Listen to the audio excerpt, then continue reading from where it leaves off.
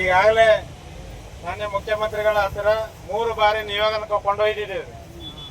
ಕಲಬುರಗಿಯಲ್ಲಿ ಇದೇ ರೀತಿ ಅಹೋರಾತ್ರಿ ಧರಣಿ ಸತ್ಯಾಗ್ರಹ 3 ದಿನಗಳ ಕಾಲ ನಿರಂತರವಾಗಿ ಮಾಡಿದ ಮೇಲೆ ನಮ್ಮ ಭಾಗದ ಇಬ್ಬರು ಪ್ರಭಾವಿ ಸಚಿವರಾದಂಥ ಸನ್ಮಾನ್ಯ ಪ್ರಿಯಾಂಕ್ ಖರ್ಗೆ ಸಾಹೇಬರು ಮತ್ತು ಡಾಕ್ಟರ್ ಶ್ಯಾಮಪ್ರಕಾಶ್ ಪಾಟೀಲ್ ಸಾಹೇಬರು ಇಬ್ಬರು ಕೂಡ ನಿಯೋಗ ಕೊಂಡೊಯ್ದು ಮುಖ್ಯಮಂತ್ರಿಗಳ ಸಮ್ಮುಖದಲ್ಲಿ ಕುಂದರ್ಸಿ, ಸರ್ ಇಂಥ ಬಡ ಜನ ಇಂಥ ನಿರ್ಗತಿಕರು ವಿಕಲಚೇತನ ಇವ್ರಿಗೆ ಏನು ನಾವು ಮಾಡಲಿಲ್ಲ ಅಂತಂದ್ರೆ ನಮ್ಗೆ ಯಾರಿಗೆ ಏನು ಮಾಡಿದ್ರೂ ಉಪಯೋಗ ಇಲ್ಲ, ನಮಗೆ ಇಡೀ ಶಾಪ ತಡ್ತದೆ ಸರ್, ದಯವಿಟ್ಟು ಇದು ಮಾಡಿಕೊಡ್ರಿ ಅಂತೇಳಿ ನಮ್ಮ ಶಾಸಕರುಗಳು ಒತ್ತಡ ಹಾಕಿ ಮಾತಾಡಿದ್ದಾರೆ ನಮ್ಮ ಸಮ್ಮುಖದಲ್ಲಿ. ಇಷ್ಟಾದರೂ ಕೂಡ ಅಧಿವೇಶನದಲ್ಲಿ ಏನಾದ್ರು ಮಾಡ್ತಾರೆ ಅಂತೇಳಿ ನಾವು ಬಹಳಷ್ಟು ನಿರೀಕ್ಷೆ ಇಟ್ಕೊಂಡಿದ್ದೀವಿ, ಅಲ್ಲೂ ಕೂಡ ಮಾಡಲಿಲ್ಲ.